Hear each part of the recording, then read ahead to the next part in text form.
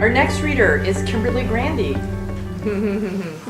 Kimberly Grandy is a Philadelphia native and is currently pursuing her MFA in creative writing at Rosemont College. She's been previously published in the Philadelphia Business Journal, Dickinson Review, and Albany Review. Her writing interests include Afrofuturistic speculative, young adult romance, poetry, and creative nonfiction. She is diligently revising her manuscript, Zora of the Unicorns. In February 2018, Kimberly launched a blog, queenkimberlythewriter.com, which includes personal musings on dope topics. After graduation, she plans to publish a novel, pursue a PhD in prose, and become a professor. She currently teaches 9th grade English and lives with her 3 cats, Sassy, Soda, and Socks. Please welcome Kimberly. CGLT 58473 came face to face with the 3D advertisements that lined the platform of the station. A smiling woman tilted her head back and drank red cordial. Stay hydrated flashed across the screen. When the doors finally opened, the monitor switched to laughing children racing to consume purple cordial. She scoffed at the tagline, drink up, drink in. Down the escalator, all 8 flavors of cordial were poured into a glass. The last one was water. 8 glasses a day keep the infractions away, the slogan read. 8 people, all hairless, all different sizes and skin tones, sipped and smiled. No one was watching. No one cared, except CGLT 58473. Consortium Order 112 dictated that all beverages, including water, must be approved by the government. In history class, she had learned that companies used to advertise a plethora of beverages for profit and for enjoyment. Now, there was only 2 options, water and cordial. Both were controlled by the consortium. CGLT 58473 wondered the same thing every day. If mandated beverages were the only option, why was it advertised? Why was there the need to remind citizens to drink when there was no other option? Was there an alternative? She sat back and bit into her apple, checking every few seconds for an overseer. The souls that passed all stared straight ahead or listened to music. No one acknowledged her or each other as they cued or accidentally bumped shoulders. A few students read on their tablets, oblivious of those around them, yet careful enough not to fall off the platform. No one talked to each other either, just the hum of electricity fueling the screens, the pounding of feet on concrete, and the coming and going of trains that could be heard.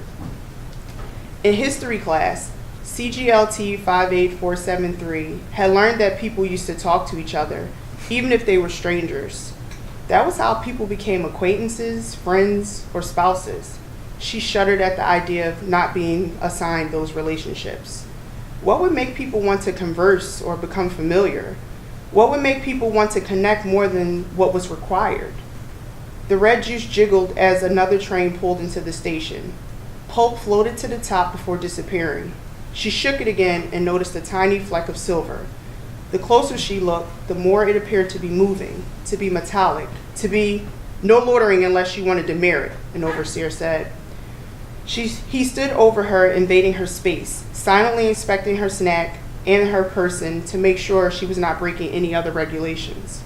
Her reflection on his helmet made her head and eyes appear too large for her body. The longer she stared, the more she wondered if she could see the overseer's eyes. See if he was really a human or a robot. See if he really cared if she was there or just following orders. Move, he said, reaching for his scanner. Sorry. She put away her snack and ran for the stairway. As CGLT 58473 sat in the chair, the cushion released a poof of air like a sigh. Her nail pressed into the flexible flesh of her ear as tufts of soft black cotton fell from her scalp, 1 row at a time. The clippers droned on like an agitated hive of bees. Consortium Order 235 mandated that all citizens shave their heads. After school, on the 3rd Tuesday of the month, CGLT 58473 paid a visit to her barber. Over the next 4 weeks, her hair would transition from tight little curls that chafed like wool to coils soft like fleece. Her hair would reach for the sun, the moon, the stars, a silent reverence she was forced to shear. The nightly news played on an old holographic television, the kind that still needed glasses in order to be completely 3D. Without them, the picture was blue, red, and fuzzy.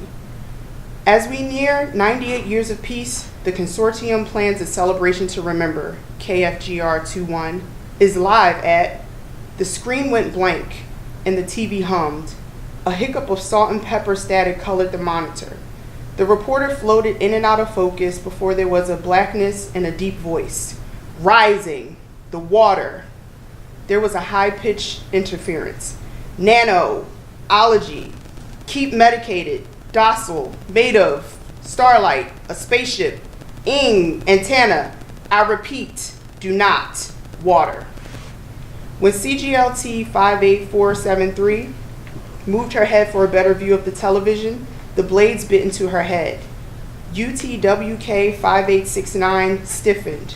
She did not say anything, not even to apologize. The clipper still droned on, even though there was no more hair left on her head.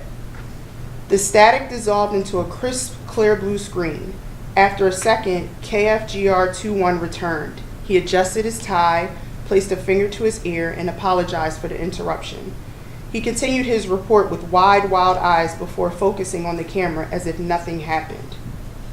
Did you not hear that? CGLT 58473 asked. UTWK 5869 relaxed her shoulders and took a deep breath as she sprayed a cotton ball and pressed it to CGLT 58473's scalp. The sting of alcohol made her eyes water. The barber fanned the cut with her hand, cooling the burning sensation. The reporter continued to explain the elaborate celebration in the background. Hear what? She asked. CGLT 58473 leaned her head back to the side, silently begging for it to be recognized, explained. The barber sighed, slumped her shoulders, and lowered her voice. Keep your mouth shut and hold your head still. She dug her nails into her cheek as she used a soft brush to chase stray hairs from her head. Outside, the overseers ran down the street in their black suits. Their faces were hidden behind helmets that reflected the buildings and cars. See? UTWK 5869 said, as she pointed to the window. Someone was probably running their mouth. She shook her head and held out her hand for payment. At home, CGLT 58473 asked her mother about the message on the news over dinner. Instead of answering, her mother's hand shook as she dished out perfectly square servings of casserole. She looked at her father. Don't, her father said. He placed a finger to his lips. His free hand went to her forehead. I'm not sick. She relished the warmth and roughness of his palm against her freshly shaved head, but she did not wish to be silenced. His own bald head glistened under the fluorescent lighting. Did you drink enough today? Maybe you should rest. I'll have your mother bring supper to your room. But I'm not sick. She leaned forward in her seat. Go, her father yelled, and stop asking questions. Now, young lady. CGLT 58473 shrank back at the sound of her father's voice. She had never heard him use that tone or that volume. It made her stomach curdle and her heart beat faster. What about the message would make him behave in this manner? Why is my mother still shaking? Gazing at his expression, she knew she could not risk questioning him again. She got up from the table and with a huff, she went to her room. What's in the water? She asked the next day at school. I don't know what you're talking about, Mrs. XCVL45 said. Her eyes shifted back and forth. She straightened a tablet on her desk that was already perfectly in place and did not meet her gaze. CGLT 58473 stood up, knocking her chair back. The sound of the metal clattered against the floor and echoed, making her classmates jump simultaneously. Am I crazy? Have I made it all up? No. She felt the sting of the cut on her head. She closed her eyes and saw the static and heard the message. Why won't anyone answer me? Did you or did you not hear the message? Her peers were silent and became overly occupied with the towels on the floor. You have earned a demerit for public unrest, Mrs. XCVL45 said. CGLT 58473 narrowed her eyes. Her heart pounded and perspiration pulsed from her pores. She did not avert her eyes as the teacher stared her down. Answer me! That is enough, her teacher yelled. She did not wait for the teacher to issue another demerit. She gathered her blazer and book bag and walked to the door. As she exited, the hall monitor scanned her. "You are unauthorized," the electronic voice purred as it documented her action. "Who cares?" Failure to adhere to school policy regarding transitions, she pushed past the robot and it rolled beside her, still talking, still transcribing. Her heels echoed off the cold, barren walls and the ceiling. In the office, the principal tallied her infractions and added another when she refused to apologize. After a few whispers between the office staff, she was sent to the nurse. Everything in the room was made of metal, cold, gray, and frigid. The paper underneath her thighs crinkled as she swung her feet back and forth. The nurse scribbled on a tablet before retrieving a red pill from a cabinet. "Open," she instructed. When CGLT 58473 swallowed, the capsule planted itself on the back of her tongue. She filled her mouth with saliva to coax the tablet down her throat, but only succeeded in coating her mouth in a film that tasted like rust. It dissolved into nothingness, yet the taste still lingered. The nurse held a globe of water in her gloved hands. "Open," she repeated. The nurse peered inside her mouth. Convinced the pill was not hidden under her tongue, she handed over the water. The casing of the globe melted and washed away the residue of the medicine. When the nurse stepped out to call her parents, she closed herself into the restroom. With the water on, she shoved her pointer finger down her throat until she expelled the warm red liquid and most of her breakfast. A small silver dot spiraled down around the sink before disappearing down the drain. She looked at her reflection in the mirror and wiped her lips. "I'll figure it out for myself."